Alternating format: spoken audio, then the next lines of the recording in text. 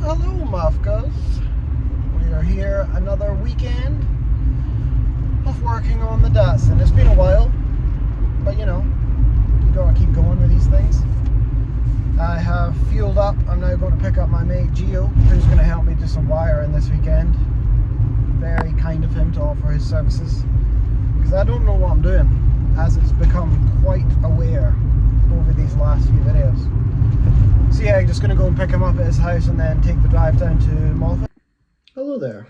I'm just back from working on the truck and I didn't take enough video to explain what's going on. So yeah, I'll be inserting myself every so often just to explain what's going on.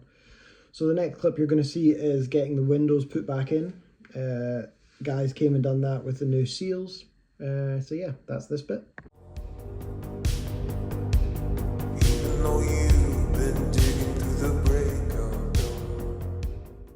And now we continue back to me arriving in Moffat.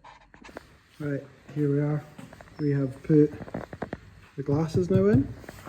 Looks like it has a blue tinge, I think it does.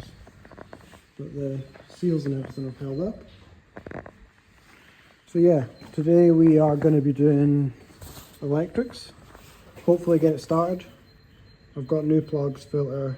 I'm just going to put all that on just now. So for the next 3 hours, poor Gio was just going through the electrics. This thing is fucked. Watch your profanity. Like, every wire has been cut, spliced, changed at some point. We hooked up a battery, no power to anything. So a lot of the time was just trying to figure out everything. I didn't have a clue what was going on. Luckily Gio did. Also my dad helped quite a bit as well, trying to figure out to get some sort of power to anything first, trying to earth everything again, running new lines, because there was a lot of stuff that when I took the dash out, I didn't take pictures, I did nothing. I was just take it apart and future camera can deal with that. So unfortunately Gio had to deal with that. So we got it.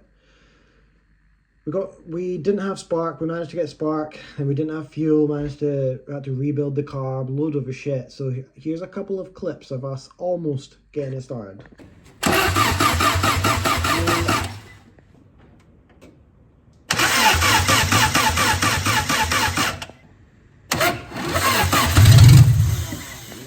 It was at this point the poor little Thai fuel pump just gave up, quit. Fuel went everywhere. Like, we were all covered, everything was covered in fuel at this point. Luckily Dad came back from walking the dogs and said he had a old fuel pump, so that was fine. We hooked that up, but we now didn't have fuel, so we had to siphon fuel out of Dad's little truck thing, picker-upper. The only issue is we couldn't find a hose. I found one hose that had this weird connection in the middle, and it turned out to be a one-way valve, and Gio found out the hard way. I'll post that video in now. It was pretty bad. It's tiny. That's the thing. No, that's at the bottom there. It goes quite far down. Oh. Right, that's at the bottom now, so there should be. Good luck, sir.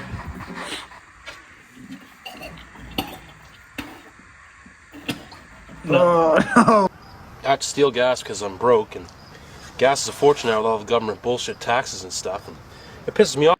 I feel the need to say it was pretty bad that Gio had to take a lot of gasoline into his mouth, but I then did it after this with a different hose, and being the idiot that I am, I siphoned it got into my mouth, and rather than spitting it out, I just panic swallowed, and it burns. It still hurts. The rest of the night I was burping and just toxic gas was coming up. It was brutal. So karma, because it hit me a lot harder.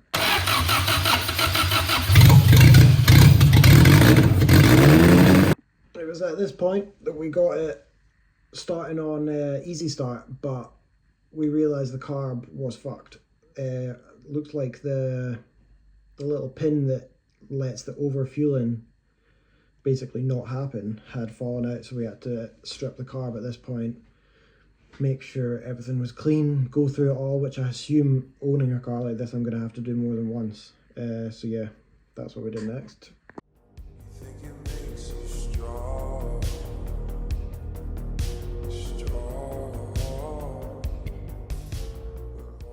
Right, we're at the part where we have taken the carb apart, flushed out the wee jets, and it seems to be running better.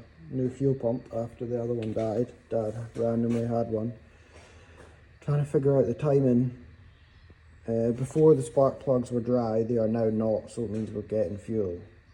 So yeah, we're gonna change the timing, let the fuel plugs dry a wee bit, and then try again. So yeah, now at this point, carb had been done, we had spark, we had fuel pump worked. We had set the timing to the point where it was fine. So this is next bit is the first time. I didn't take a video of it actually starting up for the first time, but this is the first time we had it running and it seemed kind of okay. There was no choke connected, there was nothing like that, so we had to manually hold it.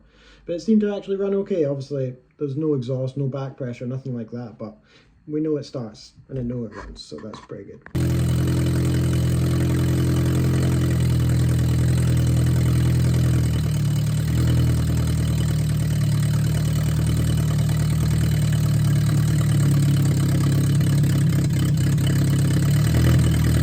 And in the main, that's all we were really aiming to do this weekend, is get it to a point where it kind of like it starts. No, it's fine. The only next thing was Dad was pretty sure that because you can't run it now because it doesn't have a radiator, that plug broke. So Dad says he was pretty sure he could fix it. So the next clip is just us trying to fix that. And then we didn't do a whole lot after that. It was time to go home. Right, because the radiator broke last time, Dad's new plan is just to solder this on so we can actually use the radiator instead of getting another one. So that's the next plan. Right, we've blocked this off, so I guess now just fill it with water and make sure it is blocked. Right, so we're at the point it runs now. We still need to muck about with the distributor, sort of like idle a bit happier. We just put the exhaust on, or half of it. We had to cut it to get it off so the back box is not attached, but it's something. So it's got, just in case like a bit of back pressure is playing a part of it idling and stuff properly. But yeah, we've done something today. It's better than it was. We ran all the extra batteries. Obviously this looks like a fucking shit show in here, but the original guy had on a push start, so we've had to sort of just wire that in to make sure, just to rather than doing it all back to this, because I think all the wires for that have been cut. But that's just the fun of having a car that's been 40 years old and every single wire has been cut, spliced, fucked about with. But it starts, it runs mostly fine. The first fuel pump died. Dad actually had another fuel pump which now runs. Then the float had got stuck, the springs had come out, so we had to take all that apart and fix that, which now runs fine. I don't think it's leaking at all. Yeah, fun. But yeah, we got to hear it running, so. And yeah, that's pretty much it. Next time, me and Gio made a little list, so brake lines, clutch. Now that the main wiring does what it does and we know that that's fine, we can cut out some of the stuff we don't need and then just do, you know, the lights, all that sort of stuff afterwards. So yeah, brake line stuff. I need to order some bits, the coolant, run those lines.